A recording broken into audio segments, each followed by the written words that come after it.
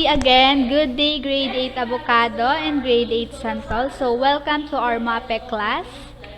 So, may pa-wave. So, ano ba yung topics na i-discuss natin ngayong araw? So, here are arts and crafts in Indonesia, Malaysia, Thailand, and Cambodia and Singapore. So, yung mga arts and crafts sa particular countries in Southeast Asia. Then, our objectives for today are identifies characteristics of arts and crafts in specific countries in Southeast Asia and appreciates the arts and art objects in terms of their utilization and their distinct use of art elements and principles. And lastly, creates crafts that can be locally assembled with local materials guided by local tradition techniques. Okay, so let's start.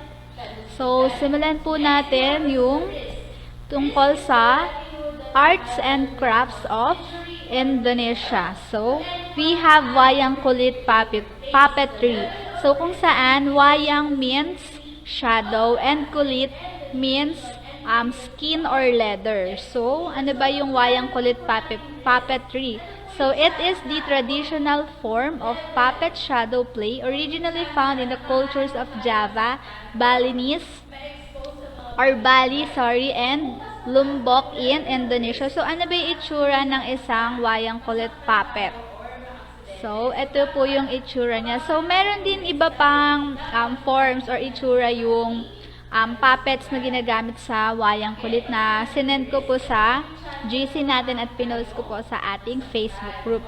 So, kung makikita ninyo, ganito yung itsura niya. So, commonly, yung pinoportray or yung stories na pinoportray dito sa wayang kulit puppetry or dito sa puppet show na to is about sa pakikipaglaban or pakikipagsapalaran ng isang character sa kanyang buhay.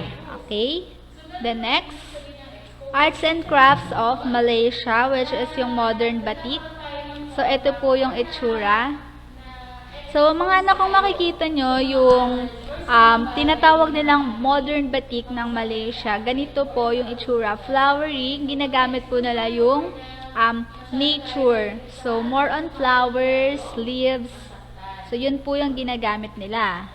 And then next is yung tinatawag nilang wayu or kite, which is uniquely designed Malaysian kite that has flown since times past. So, ito po yung itsura ng isang wayu or kite.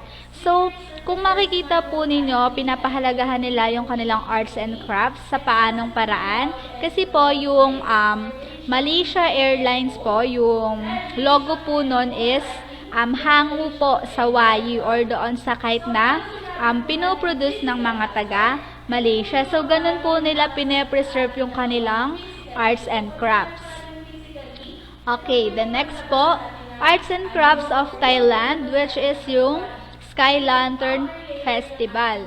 So, lagi pong ginagawa taon-taon yung Sky Lantern Festival kasi po, ito po yung way ng mga taga-Thailand para i-release yung tawag dito, yung emotion nila para i-release kung ano man yung yung bumabagabag sa kanilang kalooban and para mag-wish din ng good luck for the year para ma-release lahat ng negativity sa buhay at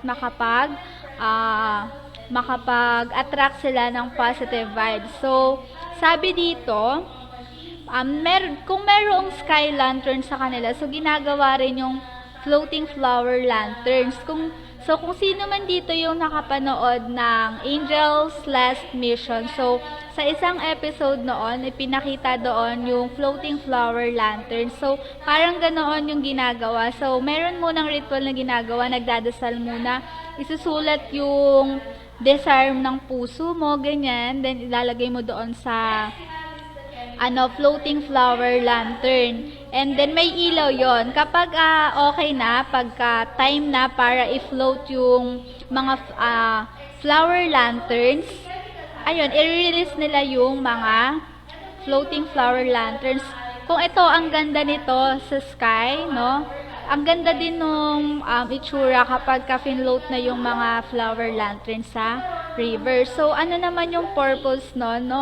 Para mag-attract ng good vibes, para ma-wish or para ipagdasal yung lahat ng positivity for the year. So, yung dito sa Arts and Crafts of Thailand, so, binavalue naman nila yung way of life. Okay? Next. Meron din silang tinatawag na Thai silk fabrics, which is meron silang hand-woven, which means that no fabric is same and each one is unique. So, tignan po ninyo yung picture. Sa isang, dito, sa isang tela nila, walang nauulit na colors, okay? So, hand-woven. Okay? So, ganito, kung makikita ninyo, makulay yung kanilang Thai silk fabrics at marami rin pong iba't ibang disenyo. So, yung kanila naman, more on shapes. Okay? Next. Arts and Crafts of Cambodia. So, kilalang kilala natin ang Angkor Wat. So, it is the largest religious monument in the world by land area, and it is the heart and soul of Cambodia and a source of fierce national pride. So, ayan, bakit ba siya sikat na sikat? Kasi napakarami pong mga figures na makikita dyan sa Angkor Wat. So, itong picture na to is yung wala pa yan sa kalahati kung gaano kalaki ang Angkor Wat. So, maraming figures na makikita dyan, which is yung detailed yan is sinend ko po sa inyong GC. Okay. Then next naman po ay ang Arts and Crafts of Singapore, which is alam naman natin yung Merlion. So, ito po yung itsura niya. Meron siyang head ng lion and merong katawan na pang mermaid. So, it is a mythical creature with lion's head and the body of a fish that is widely used as mascot and national personification of Singapore. So, yung Arts and Crafts sa Singapore, hindi lang siya basta idine-display for attraction, kung saan ginagamit din itong mascot ng mga tao to conserve at para mas mapakita nila yung pagmamahal nila doon sa arts and crafts na pinoproduce ng kanilang bansa, which is sa Singapore.